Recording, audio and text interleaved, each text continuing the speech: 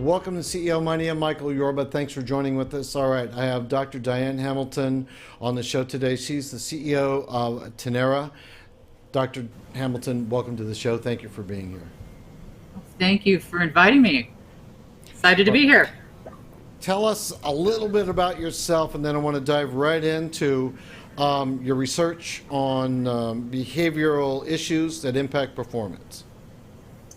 Well, I have a radio show. I do interviewing similar to what you do here. I have been teaching business courses for years, and I've incorporated what I've learned in all the courses I've taught, probably more than 1,000 now, with what I do in my consulting and speaking business. And my most recent research is in the area of curiosity. I created the Curiosity Code Index.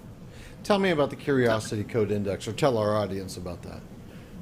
Well, I'm excited about it. It's the first and only assessment out there that determines the things that keep people from being curious. And I wanted to find the factors that keep people from being curious, so that if you can improve in those areas, you can work on innovation, engagement, and productivity, which is a huge, all those are issues that all organizations struggle with right now. I'm really interested in this. Let's delve a little deeper on that. What are some of the initial processes that you go through in order to keep people more engaged and actually get them incentivized to become continuously engaged?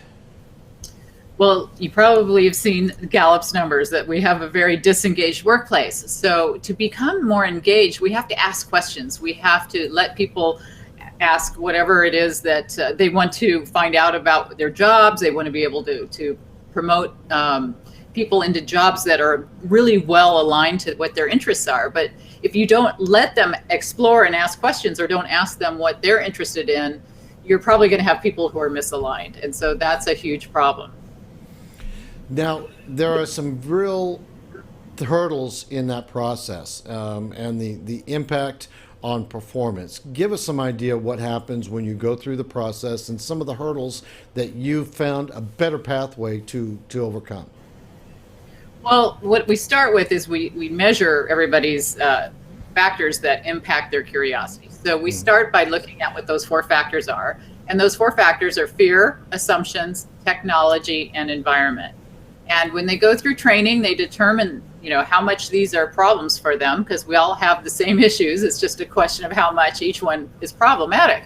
And we develop personal action plans for individuals and an overall corporate action plan to send back to leadership, so that they're able to work on a lot of the main issues that they struggle with, because they get the input right from the employees, right from the horse's mouth.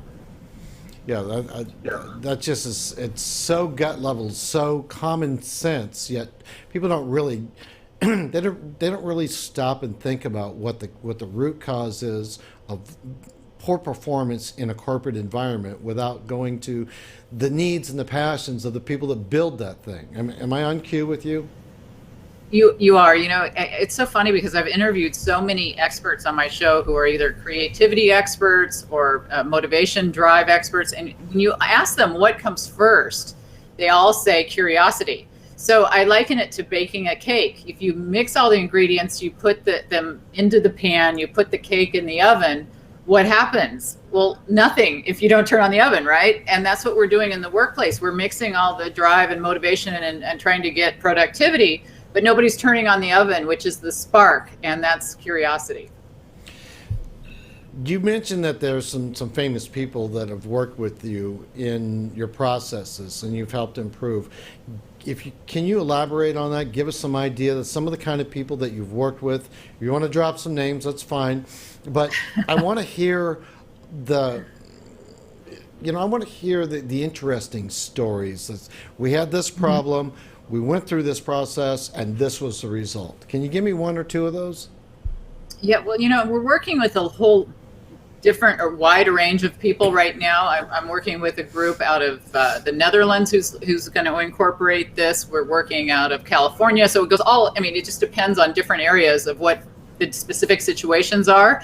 But basically what we're trying to do is work on, everybody's got a really unique individual situation. A lot of people have that voice in their head that holds them back. And so with certain organizations, we have days where we have, let's work on this aspect of the assumptions we're making and how that's holding us back from being innovative and creative. And when you talk about the work and who's noticed this work, I guess, more than who I've worked with, I've had great people like Steve Forbes was nice enough to write a review for the book. Ken Fisher wrote a nice one for Fisher Investments. Keith Krach actually wrote the forward to the book, and he is now under secretary in Washington, but he's the former CEO and chairman of Docusign fame. And so as we look at some of these big names, they've all embraced the importance of curiosity and how organizations really have overlooked this key principle of what it takes to be successful. So I'm trying to open up this dialogue in all these organizations, because I've had people who just had no idea that they were being held back from the voice in their head or fear or their environment, because we have bosses that say things to us that can hold us back, and things like, don't come to me with problems if you don't have solutions, type of statements that'll actually inhibit participation and cause status quo thinking. Yeah, I get that. So in order to overcome that, you've got to have a set of pathway questions to break down the barriers of defensiveness, insecurity, and maybe self-esteem, to be able to let these people open up and say, well, I really am more curious about that, and give them the freedom to really use the curiosity in a productive path. Give me some examples of something that you do to trigger the positive reaction that you're getting with the clients that you have. Well, I think the biggest thing is that you have to start with leaders at the top and realize that they have to buy into the need for this change, and they have to walk the walk. They can't say, I want you to be curious, but I'm not going to mess with this. You guys take care of this. And that just won't go anywhere. And we know that with any type of cultural change within the workplace. So we start at the top. We get leaders to show they're vulnerable to some extent. Well, they don't know the answers to everything. There's so many people who are worried about being found out that they're not going to know it all. And leaders are right in there. And that's why we have a lot of leaders who have low emotional intelligence and a lot of issues that need to be addressed. So they learn as much from this process as employees do. And they all get together and realize, I can be vulnerable and say, I don't know this. And if I show that to you, then we're more likely to get you to buy into all these steps that we would like to see everybody else go through based on their results and their assessment. I'm getting the feeling that this is not just a corporate process, because if you're able to think about it because you're worried about the bottom line, it seems to me that this spills over into into the personal life. They may have better family lives after going through the process with their company. It's definitely a well-rounded treatment that we're trying to consider everything from work to individual life. It's kind of like mindfulness that they use at work. That works at work, it works at home.